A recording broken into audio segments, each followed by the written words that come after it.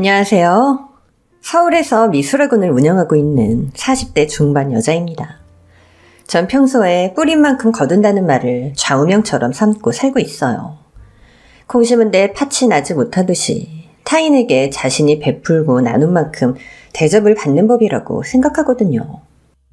그래서 전 살면서 혹시라도 도움을 받게 되는 일이 있으면 그 사람이 어려움을 겪을 때 계산기를 두들기지 않고 먼저 나서서 도움 줄 것이 있으면 도움을 주면서 사는 것을 철칙으로 삼아왔습니다. 덕분에 제 주변에는 항상 좋은 분들이 함께 해주셨고 지금의 남편도 만날 수 있게 된 것 같아요. 물론 중간중간 절 힘들게 하고 저와 가족을 힘들게 하는 사람들도 있었지만 현명하고 슬기롭게 잘 대처해 나가면서 결과적으로는 가족 간의 정과 의리를 더욱 끈끈하게 해주는 계기가 되었으니 차라리 잘 됐다고 해야 할까요? 매도 먼저 맞는 것이 낫다는데 이렇게나마 깨닫고 더욱 타인의 악의를 의심하고 경계할 수 있도록 대비할 줄 알게 되었으니까요. 지금 생각해보면 이게 다 저에게 좋은 인연을 완성해 나가라고 하늘이 시련을 준 것이 아닌가 싶기도 해요. 지금부터 저의 긴 사연을 한번 이야기해보려 합니다. 저는 홍대 미대를 나와서 미술학원에서 강사로 일하면서 열심히 벌어서 33세 나이에 입시생들을 가르치는 입시 미술학원을 차려 운영하고 있어요. 저와 동갑내기인 남편은 제가 학원을 오픈하고 얼마 안 돼요. 일주일에 2번 정도 수업하는 시간제 강사로 들어오셨는데요. 애들을 함께 가르치면서 혼자 학원 운영에 어려움을 겪을 때면 시간제 강사임에도 불구하고 자기 일처럼 솔선수범해서 도와주신 덕분에 많이 친해질 수 있었죠. 경씨, 커피 드시면서 하세요. 고마워요. 그런데 상현씨 퇴근 안 하셨어요? 분명히 경희씨 혼자 남아 서류 작업하고 계실 것 같아서 제가 도와드리려고 이렇게 왔죠. 어머, 그렇게 말씀하셔도 아직 정규직 강사 자리는 안 나왔습니다. 고진감래 기다려보죠 뭐. 이렇게 또 솔선해서 도와주시겠다는데 제가 거절할 만큼 착한 사람은 못 돼서 대신 후딱 끝내고 같이 밥이나 먹어요. 제가 쏠게요. 와, 역시 원장님은 통이 크시네요. 비싼 거 먹으려고 포석 깔지 마시고요. 이렇게 둘이 말도 잘 통하고 유머 코드도 잘 맞아서 어느새 자연스럽게 서로에게 호감을 가지기 시작했다는 걸 누가 먼저 말하지 않아도 느낄 수 있게 되었죠. 그뿐이 아니었어요. 남편의 어머니는 유명 화가분이신 걸로 아는데 어머니의 명성이면 훨씬 좋은 자리에서 교수직을 할 수도 있을 것임에도 남편은 어머니의 후광에 기대지 않고 자신만의 실력으로 성공하겠다면서 이렇게 작은 입시학원에서 시간제 강사를 하며 자신의 작품 활동을 꾸준히 이어가고 있는 멋진 사람이었죠. 포기하지 않고 안주하지 않고 진취적인 자세로 임하는 사람은 빛이 나는 법이잖아요. 남편이 그랬어요. 강사로서의 실력은 물론 저 혼자서는 아이들 가르치고 경영까지 다 하기 힘든 부분을 도와주는 경영 능력도 갖추고 있었는데다가 화가로서의 실력도 우수했죠. 서양화를 전공한 저와는 다르게 자신의 어머니를 따라 동양화를 전공했기에 두 사람은 각자의 전공과 차이점을 살려 시너지를 낼 수 있었고 남편의 실력을 믿고 찾아오는 학생들도 있었을 정도였으니까요. 그럼에도 불구하고 왜 정규 강사로 채용하지 않았냐고요? 남편이 거절했거든요. 아직은 작품 활동에 더욱 매진하고 싶은 시기라 정규 강사가 되면 수업 시간이 늘어날 테니 자신이 원하는 대로 스케줄 조정이 가능한 지금 이대로가 당분간은 좋다면서요. 하지만 그렇게 먼치킨 같은 남편에게도 유일한 단점이 있었는데요. 왜 단어 뒤에 물음표가 붙었냐면 이게 참 제 눈에 콩깍지가 씌워서인지는 몰라도 제 눈엔 적어도 귀엽게 보였거든요.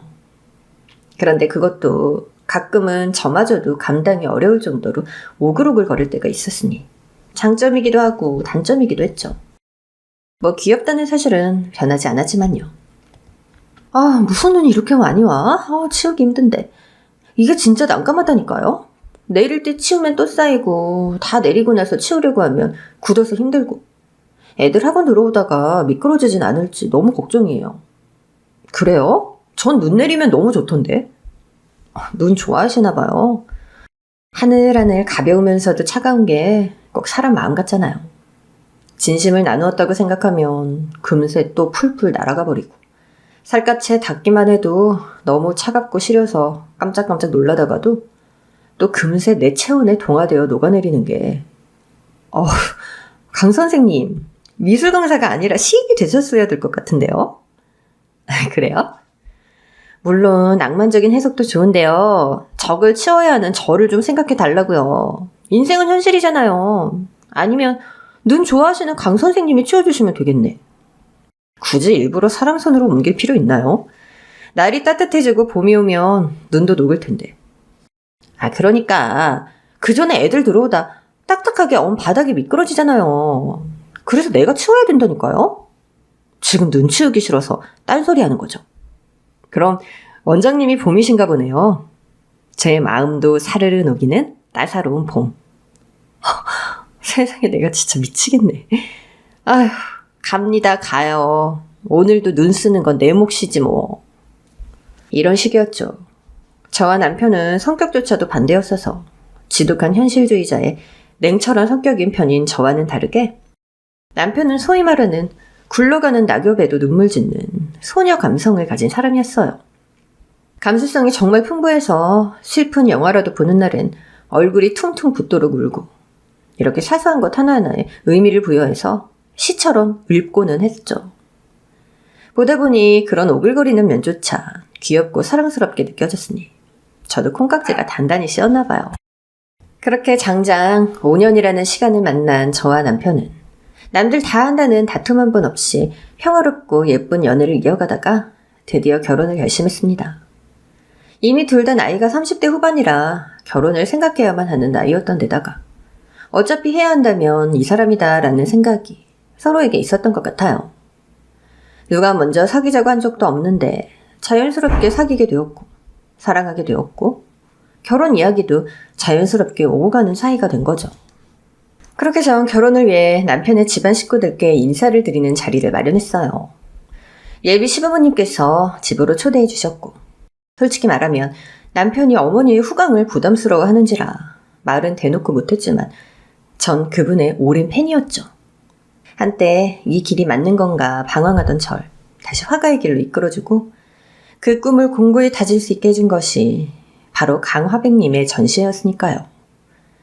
그래서 솔직히 말하면 전 예비 시부모님께 인사를 드려야 한다는 압박감보다 좋아하는 아이돌을 만나는 소녀처럼 우상을 만날 수 있다는 기대감에 들뜬 마음이 더 컸던 것 같아요.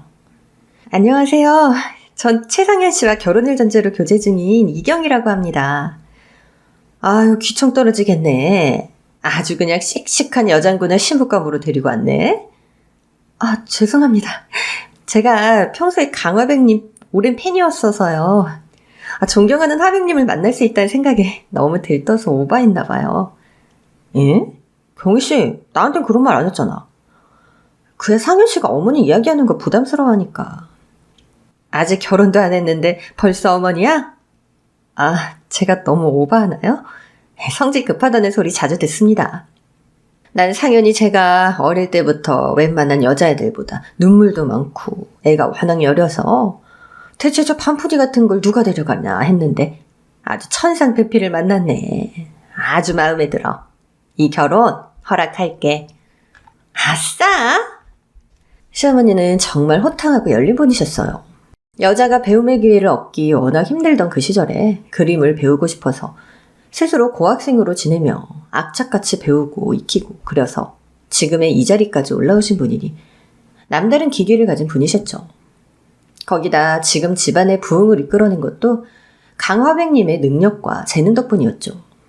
전 정말 강화백님 찐팬이라서 자서전까지도 모두 읽었었는데 그 시절 모두가 그랬듯 자신의 집안도 남편의 집안도 가난한 집안이라 결혼은 남편이 태어나고도 한동안은 가난에 시달렸지만 꾸준히 노력하고 예술을 포기하지 않은 덕분에 지금의 자리에 오를 수 있었다는 내용을 읽은 적이 있거든요. 자신은 동양화를 선택한 것도 지금의 남편을 선택한 것도 단 한 번도 후회한 적 없다는 자신의 선택에 자신감과 책임감을 질 줄 아는 그 마인드가 정말 감명 깊었죠. 어때? 그럼 온 김에 내 화실이랑 작품들 구경 좀 해볼래, 경희씨? 아, 너무 좋죠. 아니, 이 자리 집안에 인사드리는 자리 아니었어? 아, 왜 엄마 팬클럽 모임처럼 된 거야? 웅얼된 어린애는 두고 나랑 갑시다. 상현 씨는 어머니 작품 매일 보니까 여기서 편하게 커피 한 잔 드시고 있어요. 알았죠? 와, 벌써 나를 따돌리네, 둘이서.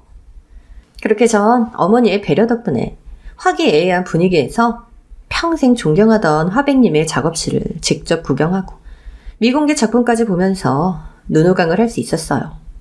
어머니, 화실 사진 찍어도 돼요? 기자들한테 소스 제공하려는 건 아니죠? 아직 화실 아무한테도 공개 안 했는데. 아, 그 생각은 못 했는데. 그럼 팔면 돈 많이 받을 수 있나요? 집안 곳곳에 걸린 어머님의 작품들을 보면서 그분의 인생과 역사를 곁눈질로나마 볼 수 있는 소중한 경험이었어요. 그리고 다른 가족분들을 한 분씩 소개받을 수 있었는데요. 솔직히 말해서 어머님에 비하면 정말 초라하고 별 볼 일 없는 사람들이라는 생각이 들었어요. 물론 이런 식으로 사람을 함부로 속단하면 안 되겠지만 가정사를 잘 모르는 제가 봐도 남편을 제외한 온 식구가 어머님 경제력에 기대서 살아가고 있는 것이 눈에 보였거든요. 제가 남편에게 푹 빠지게 된 계기 자체가 어머니가 가지고 있는 부와 명성에 기대지 않고 자신만의 길을 진취적으로 개척해 나가면서 꿈과 열정을 가지고 살아가는 모습이었는데 다른 가족들은 전혀 그렇게 보이지 않았어요. 그럼 어머님께서 화가로 성공하고 나서는 아버님께서 육아와 집안일을 담당해 오신 거예요? 너무 멋지세요. 아유, 담당은 무슨, 사고나 안 치면 다행이었지. 에이, 엄마는 또 경희씨 듣는 데서 이상한 집안인 줄 알겠어요. 아, 뭐 결혼해서 살아보면 어차피 사이즈 다 나오는데. 거기에 제 시동생 되실 분과 동서될 사람은 부모님을 모신다는 명목으로 집에 들어와 함께 살고 있었는데 특별한 직업도 없이 어머님의 능력에 기대어 백수 생활을 하고 있었죠. 그렇다고 공부를 열심히 한다거나 자신들만의 포기할 수 없는 꿈이나 취미가 있는 것도 아니었어요. 있는 돈 쓰면서 세월을 흘려보내는 사람들. 솔직히 전 그런 느낌을 받았습니다. 그래도 시댁 식구들이 되실 분들인데 함부로 말하지는 않았지만요. 하지만 첫날부터 동서될 사람에 대한 이미지가 와장창 깨지는 발언이 나오고 말았어요. 동서는 약간 속물관성이 있는 사람이었던 모양인지 절 보자마자 다른 사람들에겐 들리지 않는 소리로 아주버님은 어떻게 꼬셨어요? 철벽으로 어릴 때부터 유명했다던데. 그래도 뭐 저희 남편이 워낙에 사랑받는 막내 아들이라 요새는 거의 우리 쪽으로 몰빵될 것 같지만요. 이러더라고요. 아직 결혼도 안 한 예비 형님에게 할 말도 아니었지만 아직 건강히 살아계시는 어머님을 앞에 두고 유산 상속 이야기를 거리낌 없이 하는 게 너무 별로다 싶었죠. 솔직히 첫 느낌은 이 집의 정상인은 상현 씨랑 어머님밖에 없구나 였어요. 시아버님 되실 분과 예비 동서, 예비 시동생은 하루 종일 강화백님 곁에 붙어서 알랑방귀를 끼며 신주단주를 모시듯 일거수일투족을 챙기는데 열중했죠. 마치 왕족이 거느리고 다니는 시종들을 보는 것 같았달까요? 물론 어머님을 존경해서 그럴 수도 있었겠지만 예비동서의 그 말이 머릿속을 떠나지 않았던 저로서는 최악의 첫인상이었습니다. 저녁 식사까지 마치고 돌아가려고 하는데 제가 거실에 걸린 작품에서 눈을 못 떼자 어머님이 그러셨어요. 왜? 저게 마음에 들어? 아니, 전시회에서는 못 보던 작품인 것 같아서요. 색감도 너무 황홀하고 빨려 들어가는 것 같아서 계속 보게 되네요. 그래? 그럼 가져가. 네? 어차피 이 집에 걸어둬 봐야 같이 알아주는 사람 하나도 없어. 보이니? 저렇게 먼지 수북히 쌓인 거? 상현이가 집에 있을 땐 그래도 상현이가 관리를 해줬다만 나야 화실에 처박혀 있기 바쁘다 보니 이런 거에 신경 쓸 겨를이 있어야 말이지. 저 녀석도 자기를 아껴주는 사람이랑 같이 있는 게 좋지 않겠어? 작품을 하나하나 자식처럼 아끼는 어머님의 애정이 느껴진 동시에 어머님의 그 당당하고 고고하면서도 쿨하고 멋진 분위기에 전 매료되고 말았죠. 이 결혼 남편이 아니라 어머님 때문에라도 꼭 하고 싶다는 생각이 들 정도였으니까요. 그동안 존경하던 화백님의 며느리가 될 수 있다니. 이거야말로 정말 성덕 아닐까요? 아무리 그래도 어머님 작품이면 손바닥만한 것도 수백만 원씩 하는데. 너 미술한다는 애가 작품 보고 값어치부터 생각나? 그게 아니라 말했잖아. 어차피 이 집에 둬봐야 그게 수백만 원짜리든 수천만 원짜리든 아무도 신경도 안 써. 가져가. 내가 우리 아들로 만나줘서 고맙다고 주는 선물이야. 강화백 작품이라고 하면 못해도 500부터 시작했기에 저로서는 엄청난 선물이었어요. 거기에 어머님이 전시회에선 공개한 적 없는 작품이었으니 돈 주고도 못 사는 작품이 셈이었죠. 수백만 원을 호가하는 작품을, 그것도 자식처럼 아끼는 작품을 기분 따라 거리낌 없이 선물해 줄 수 있는 그 통큰 배포도 너무 멋지게 느껴졌죠. 그렇게 저와 남편은 더 따져볼 것도 없이 결혼에 골인했어요. 요즘도 남편은 이때 이야기를 하며 한평생 엄마를 부러워하거나 시기해 본 적이 없는데 그때만큼은 너무 질투가 나더라며 우스갯소리로 이야기하곤 한답니다.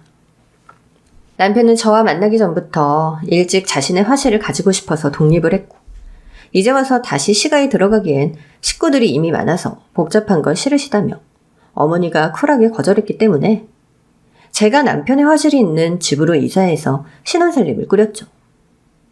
그래도 저희 부부는 시댁에 자주 찾아뵈었어요. 주말에 한 번 정도, 어머님 작업이 너무 바쁘실 땐 격주에 한 번 정도 들러서 식사도 함께하고 티타임도 잠시 가지며 그림에만 빠져 사는 어머님께 숨 쉴 틈도 드리고 그랬죠. 그런데 총명하고 멋지던 저희 어머님이 어느 날부터인가 조금씩 이상한 모습을 보이기 시작하셨어요. 예를 들면 이런 일들이었어요. 아가, 내 휴대폰 못 봤니? 아까 화장실 들어가실 때 들고 가시지 않으셨어요? 그랬나? 그래서 제가 찾아보겠다고 하고 화장실에 갔더니 휴대폰이 변기통에 빠져 있더라고요. 또 어떤 날은 세면대나 욕조에 물을 하루 종일 틀어놓으신다거나 방금 식사하시고 차 드시다 말고 오늘 점심 메뉴가 무엇이었냐고 묻기도 하셨죠. 그뿐만이 아니었어요. 작품에 대한 열정만큼은 타의 추종을 불허하는 분이셨기에 저희 부부조차도 오래 머물면 일에 방해된다고 일찍 돌려보내기 일쑤였던 어머님이셨는데 그 즈음부터 해서는 이상하게 거실에 멍하니 앉아서 허공만 바라보는 경우가 많아졌어요. 어머니, 여기서 뭐하고 계세요? 내가 언제 거실에 나와 있었지? 분명히 아까 붓을 쥐고 있었는데. 저희 오기로 한 거 잊으셨어요? 어제 왔다 가지 않았니? 아유, 뭘 또 와. 자꾸 매일 오지 마. 너 일도 바쁠 테고 나도 한가한 사람 아니다. 자신의 작품에 대해 이야기하며 소녀처럼 눈을 초롱초롱 빛내던 어머님이 아니었습니다. 전 아무래도 이상하다고 생각해서 어머님이 작업실에 들어가신 틈을 타 다른 가족들을 모아놓고 이야기했죠. 아무래도 어머님이 요즘 이상하신 것 같아요. 뭘 자꾸 깜빡하시고 멍하니 지내시는 경우도 너무 많고 오늘은 붓을 화기 근처에 두셔서 태울 뻔하셨더라고요. 그런데 식구들의 태도는 너무 안일했죠. 심지어 믿었던 남편마저도요.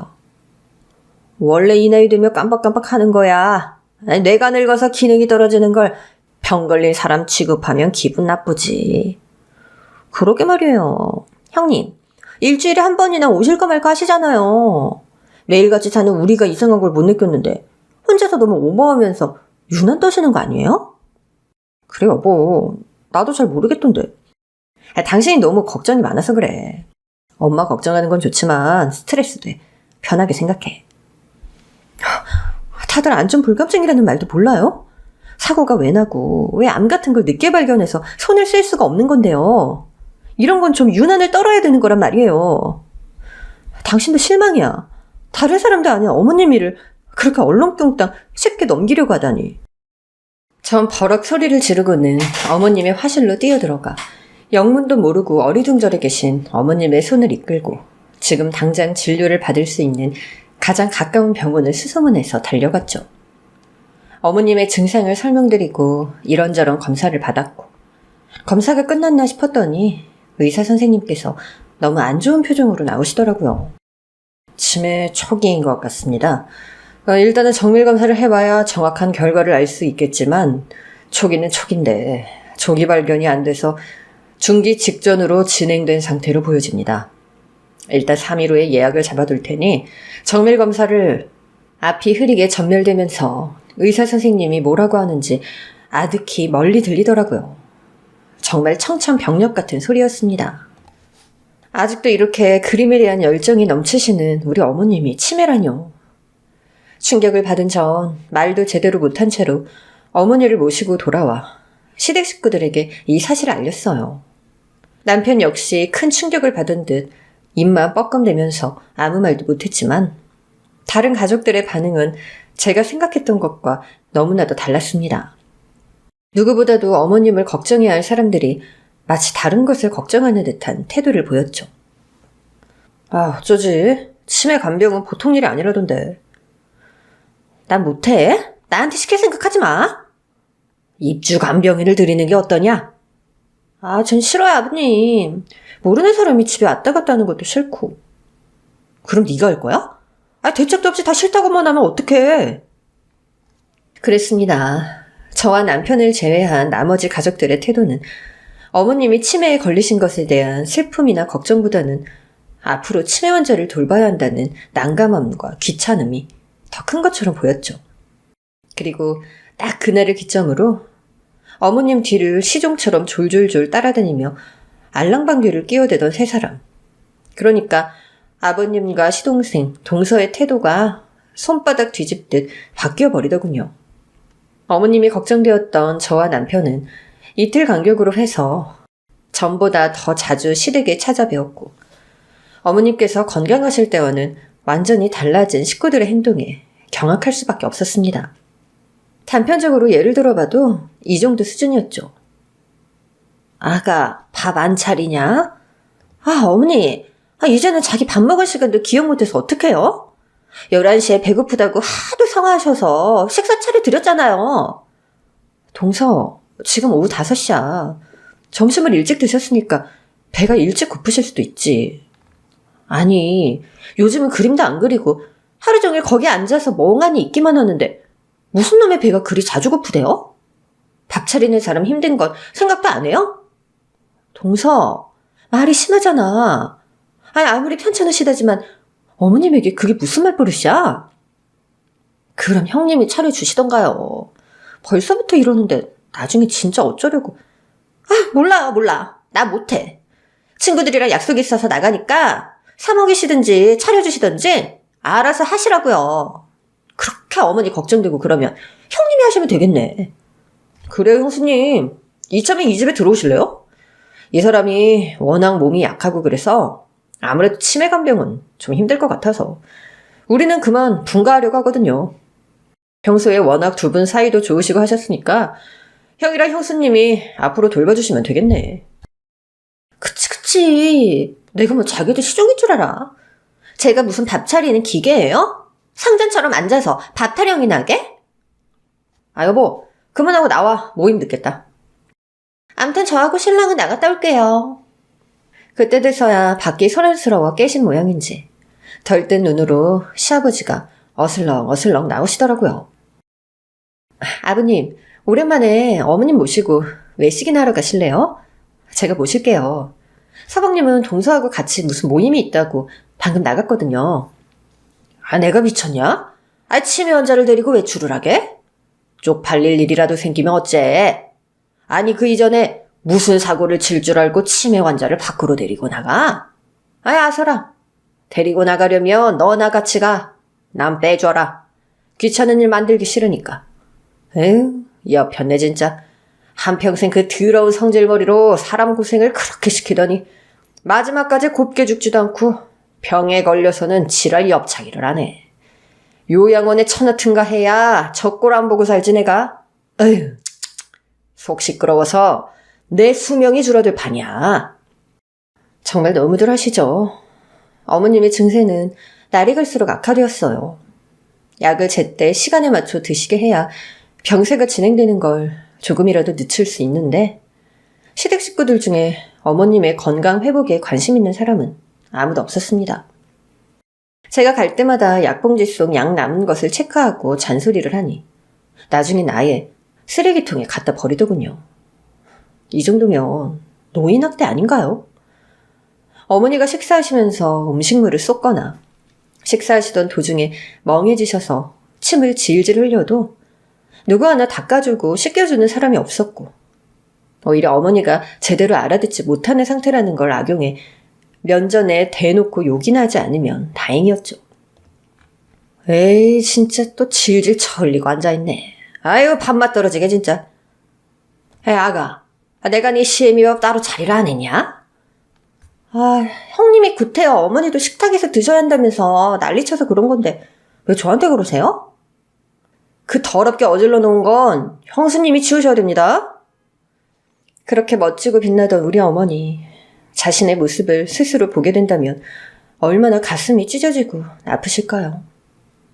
가족들의 이런 태도를 전 전혀 이해할 수 없었고, 남편은 매번 속상함에 가족들, 심지어 자신의 아버지와도 언성을 높이고 자주 싸웠습니다. 하지만 달라지는 것은 없었어요. 그렇게 6개월, 도저히 이런 인간들에게 어머니를 맡길 수 없다는 결론에 도달했습니다. 여보, 안 되겠어. 우리가 어머니 모시고 오자. 괜찮겠어? 간병인 한 명 데려다 쓰고 자기하고 내가 번갈아 가며 돌봐드리면 충분해.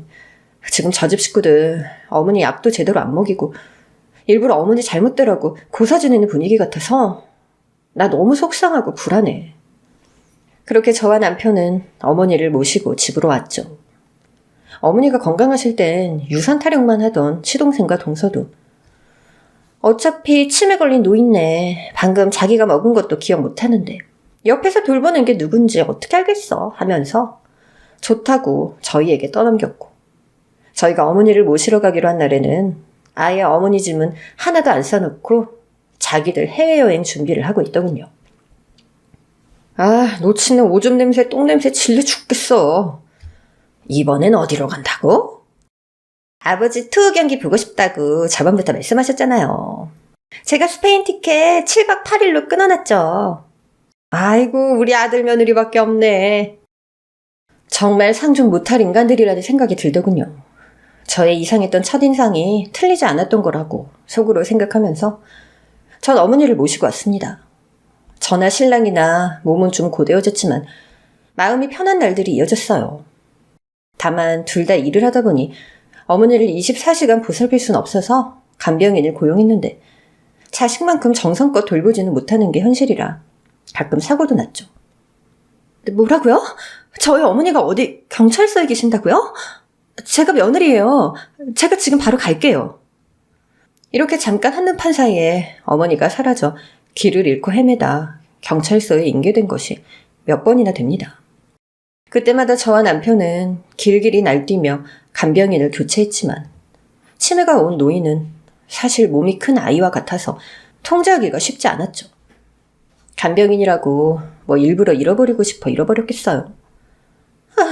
나 응가 있어, 응가. 창피해. 너무 창피하고 냄새나. 괜찮아요, 어머니. 별거 아니에요. 우리 따뜻한 물에 들어가서 같이 목욕할까요? 어머니 좋아하시는 장미 입욕제 제가 사다 놨어요. 정말 하루 24시간이 부족하고 눈코 뜰 수 없는 날이 이어졌어요. 역시 저와 남편의 예상대로 어머니에게 가족들이 약을 제대로 먹이지 않은 것이 병세가 단기간에 악화된 원인이었던 모양인지 저희 집에 모셔와서 매일 약을 잘 챙겨드리고 삼시세끼 건강하게 봐드리니 어머니의 상태는 상당히 호전될 수 있었어요. 저희 집에 오고 석 달쯤이 되자 정신이 맑은 시간이 맑지 못한 때보다 더 길어질 정도였죠. 그것들은 내가 기억 못할 줄 아나 본데 내가 다 기억하고 있어. 정신이 맑지 못해서 생각을 못하는 것뿐이지 기억 자체가 다 날아가는 건 아니란 말이야. 어머니, 역정 내지 마세요. 몸이 안 좋으세요. 그것들은 내가 내일이라도 당장 죽길 바랄 거야.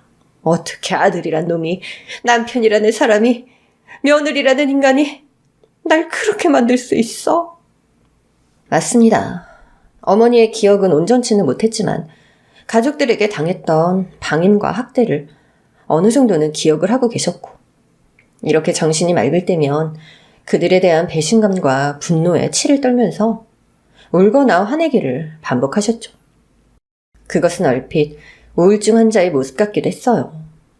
하긴 누구라도 사랑하는 남편, 내 배로 낳은 자식, 딸처럼 아끼던 며느리가 그리 하루아침에 변모하는 것을 보면 미치지 않고 백일까요?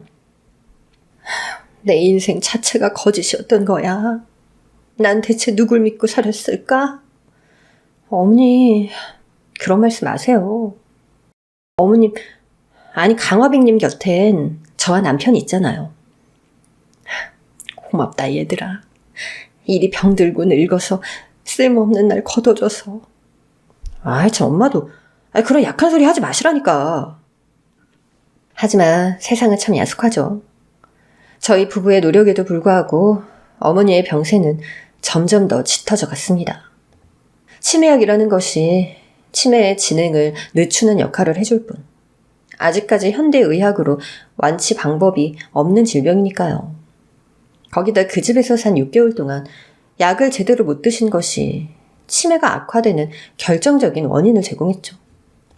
어느 날의 일이었어요. 간병인 퇴근 시간에 맞춰 저도 퇴근 준비를 하고 남은 업무는 남편에게 맡기고 곧바로 집에 갔죠. 그런데 이게 웬일인가요? 왔니? 어머니는 노을이 지는 거실 창가에 앉아 계셨어요. 모처럼 아주 밝고 맑은 표정으로 웃으시면서 말이죠. 그 멋지고 아름답던 때로 돌아간 것 같아 갑자기 눈물이 핑 돌더라고요. 어머니의 앞에는 제가 혹시 몰라 시댁에서 가져온 뒤로 남편의 화실 한 구석에 놓인 채 먼지만 쌓여가고 있던 어머니의 이젤과 물감, 붓이 놓여 있었죠. 붓 잡으시려고요? 그래, 오늘은 머리가 맑구나. 아이디어가 떠올라. 전 이게 꿈인가 싶어 볼을 세게 꼬집었죠. 제가 너무 우울해하고 슬퍼하고만 있으니 뇌가 보여주는 환상인가 싶어서요. 하지만 정말 현실이었어요. 그럼 지금 어머니가 정신이 완전히 돌아온 건가 하는 생각이 들었죠. 지금까지도 저희 부부가 돌본 이후로 간간히 정신을 차리시긴 하셨지만 그림을 그릴 수 있을 정도는 아니었거든요. 어머니, 정말 괜찮아지신 거예요? 제가 누군지 알아보시겠어요?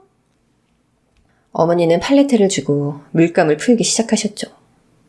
새빨간 노을이 지는 석양을 등 뒤로 한 채 말이에요. 그렇게 등을 진 어머니의 고개가 끄덕끄덕 작게 움직이는 것을 본 전 울컥 눈물이 터지고야 말았습니다. 불과 1년 전까지만 해도 보았던 어머니의 멋지고 아름다운 기품과 예술적 에너지가 다시 느껴지는 듯한 마음에 벅차 올라서요. 드디어 저와 남편의 정성이 보답을 받는구나. 드디어 하늘이 어머님을 다시 우리 품으로 돌려주시는구나 하는 마음이 들었어요. 어머니는 그림을 그리기 시작하셨어요. 저와 남편이 시댁에 처음 인사를 드렸을 때처럼 막 결혼했을 당시처럼 당당하게 어깨를 편 활기찬 모습으로요. 아가, 네 어머니 뭐 필요하신 거 있으세요? 아니 그게 아니라 나 미국에 다녀올까 한다. 네? 갑자기요? 오늘 아침 정신이 맑아서 나를 오래 봐준 주치의를 만나고 왔어.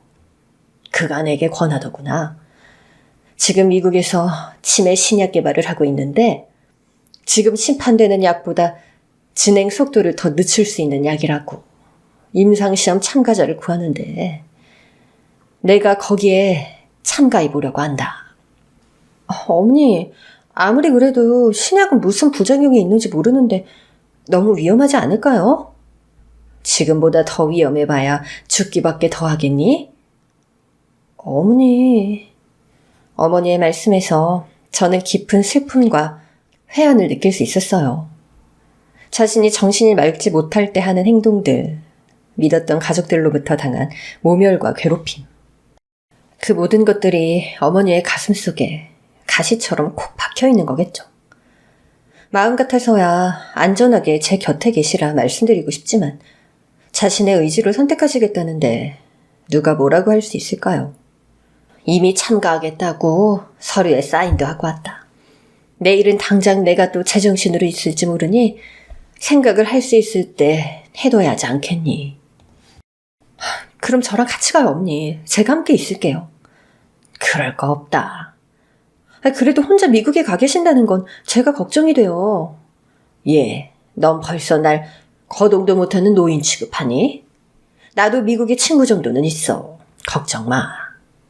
임상시험 중에 보안이 철저해야 해서 연락이 잘 안 될 수도 있다고 하니까 그렇게 알고 너무 걱정 마. 지금보다 나빠져봐야 죽기밖에 더 하겠냐는 말이 참 가슴에 남았죠. 저와 남편의 입장에선 어머니가 어떤 모습으로라도 오래오래 살아주시길 바랐지만 어머니 본인의 입장은 다르신 거겠죠. 한평생 예술에 열정과 정열을 바치며 고고하고 당당하게 여성의 몸으로 미술계의 명성을 떨치고 한 시대를 풍미하며 살아가셨던 우리 어머님은 끝까지 그 아름답고 빛나는 모습으로 기억되길 바라셨던 걸 거예요. 그렇게 어머니는 미국행 비행기를 타고 떠나셨습니다.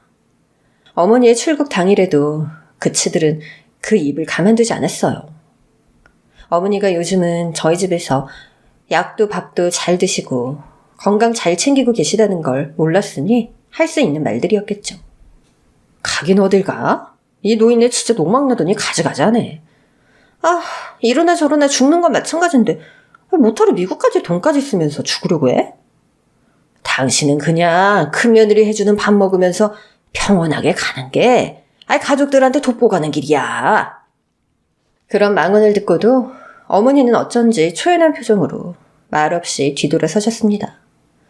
저는 분명히 맑은 정신실 텐데 하고 의아하긴 했지만 어머니의 미국행을 돕기 위해 고용한 사람에게 우리 어머님 제발 잘 부탁드린다고 수십 번을 인사하고 떠나는 사람보다 보내는 사람이 더 발길이 떨어지지 않는 배웅을 했죠. 그렇게 시간은 속절없이 흘러 1년의 시간이 지났어요. 다행히 임상시험은 잘 끝났고 현지 관계자에게 어머니의 치매 진행이 거의 멈춘 것을 확인했다며 덕분에 지금은 정신이 맑을 때가 그렇지 않을 때보다 훨씬 길어졌다는 희소식을 전해주었죠. 다만 아직 시판된 약은 아니기에 임상시험이 끝난 후에도 계속 복용할 수는 없으니 귀국 후에도 원래 먹던 약을 꾸준히 먹으면서 철저한 관리를 해주어야 유지가 될 것이라고 했어요. 어머니가 귀국하시던 날 어머님의 병세가 많이 호전되어 멀쩡해졌다는 소식을 들은 시동생과 동서 그리고 시아버지까지 인천공항으로 불이 나게 달려왔습니다. 어머니! 여보! 시동생, 동서, 아버님 누구랄 것도 없이 어머님이 아프실 때 그렇게 구박했던 것은 싹 잊은 듯 가식적으로 웃으며 어머니를 환대했죠. 전 당연히 어머니가 그들을 냉랭하게 대할 줄 알았는데 이게 웬걸요? 어머니는 도리어 활짝 웃으며 동서와 포옹까지 하셨습니다. 그래, 다들 잘 지냈니? 어머니 건강 회복하셔서 너무너무 기뻐요. 1년간 제가 어머니 걱정에 잠도 제대로 못 자고 살이 홀쭉하니 빠졌다니까요. 나 참 말은 잘한다. 어서 가자. 늙은 몸으로 비행기 계속 타고 있었더니 엉덩이 결려 죽겠더라. 의아한 마음에 말도 못 붙이고 있던 전 어머니가 동서와 팔짱을 끼고 공항 밖으로 나가려고 하시는 걸 보자마자 퍼뜩 정신을 차렸어요. 어머니! 제 목소리에 어머니가 천천히 뒤를 돌아보셨습니다. 그런데 뒤돌아본 어머니의 표정은 더 이상 제가 알던 그분이 아니었죠. 그래, 너도 있었니? 몰랐구나. 어머니, 그동안 나 피곤해. 할 이야기 있거든. 집에 가서 하면 안 되겠니? 지금까지 저들에게 당한 일도 저와 남편에게 지극정성으로 보살핌 받았던 것도 다 잊은 것 같은 차갑게 얼어붙은 눈빛 앞에서 전 눈물이 왈칵 쏟아졌습니다. 어머니가 건강해지셔서 좋아해야 하는데 저를 잊었다는 사실에 서운함을 느끼는 제가 너무 이기적으로까지 느껴졌어요. 눈물을 훔치는 저를 슬쩍 뒤돌아본 동서가 어머니에게는 보이지 않는 몸짓으로 메롱하고 얄밉게 혀를 내밀었지만 그런 유치한 짓거리에 반응할 정신도 없을 정도로 저의 상심은 컸습니다. 함께 시댁으로 가는 길에도 내내 저와 남편은 착잡한 기분이었어요. 그래도 어머님이 좋아지셨으니 된 거지 뭐. 우리를 아주 잊으신 것도 아닌데. 신약 부작용일지도 몰라. 이거 알아봐야 되는 거 아니야? 여보, 긁어 부스럼 만들지 말자. 어머니 몸 건강히 돌아오신 게 가장 큰 의미잖아. 그렇긴 하지만 남편도 그동안 저와 함께 어머니를 보살피며 동고동락 해왔기에 상심이 많이 큰 듯 했어요. 어머니, 오늘 어머니 오시는 날이라고 제가 모처럼 장 봐서 음식 많이 해놨어요. 소화 잘 되고 보양되는 음식들로 준비했으니 외식하지 말고 집에 가서 드세요. 그래 여보. 우리 둘째 며느리가 새벽같이 일어나서 준비했어. 저와 남편은 기가 막혔지만 그동안 당했던 서름은 다 잊으신 듯 기분 좋게 웃고 계시는 어머님의 기분을 망쳐드릴 수가 없어서 조용히 그 뒤를 따를 수밖에 없었어요. 집에 도착해 동서가 차린 상을 받을 때까지도 어머님은 저와 눈조차 마주치지 않으셨죠. 기세등등한 세 사람을 보는데 정말 먹은 것도 없이 구역질이 올라오더라고요. 그런데 어머님이 수저를 드시다 말고 그러시더라고요. 다들 오랜만인데 내 화실에 함께 갈까? 갑자기요?